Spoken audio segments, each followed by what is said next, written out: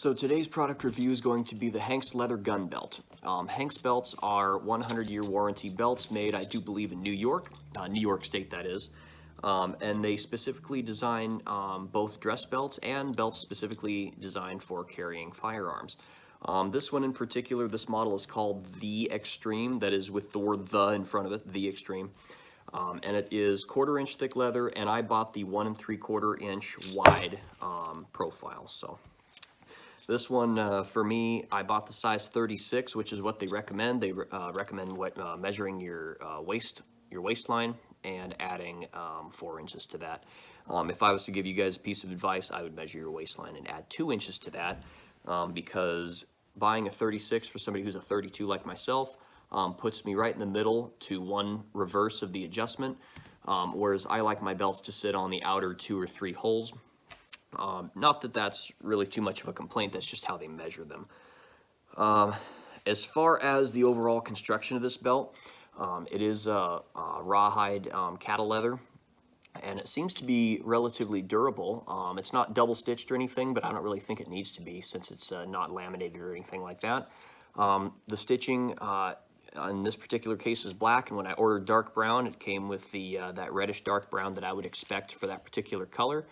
So as far as support, it is flexible enough to be comfortable as as most of the all leather belts will be. This one's not a core belt or anything, it's just straight leather.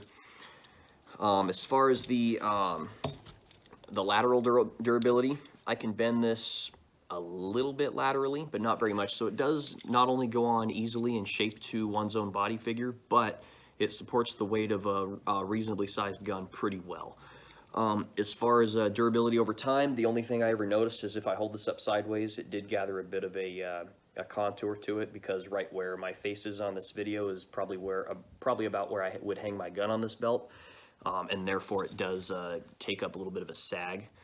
But nothing that has affected the comfort or usability of this.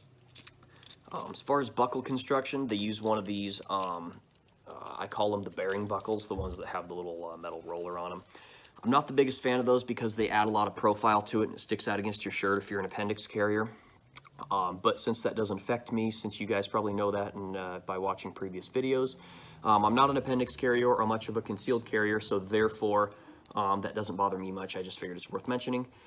The width of the buckle is perfect in relation to the belt. I wish the length was a little bit more, because that will reduce the overall lump and profile, which would be what sticks out against the front of your shirt anyway, where you get this nice big arch right there where my nose is, from the buckle not being long enough to reduce the degree of angle that belt takes when it passes through the buckle, between the buckle and the retention strap. So wish the buckle didn't have the roller and it was a little bit wider. But the overall, the way the buckle's secured is Corby bolts, it looks like, and I thought that was going to be an issue. I thought the bolts would back out, stuff like that. They haven't. They must Loctite them or smash the threads or something like that, but it stayed put perfectly.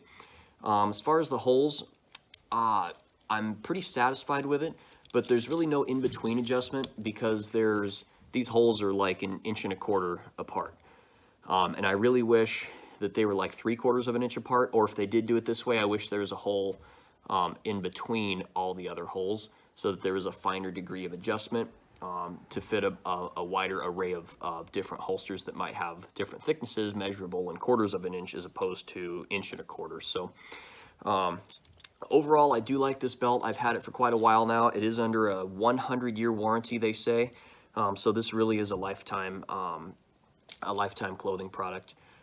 It is durable enough and hefty enough to be a gun belt, but it is flashy and fashionable enough to be I wouldn't say a dress belt, but an everyday wear belt. If I tucked my shirt in and went to like Olive Garden or something like that, this would be perfectly presentable as far as I'm concerned.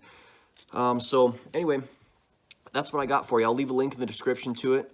They also make other models called the gunner belt and stuff like that, and other dress belts you guys can pick for yourselves. I'll go ahead and leave the description actually to their website for you in this description of this video. But overall, if you guys watch the whole video, I do appreciate it, and like, subscribe, and tell your friends.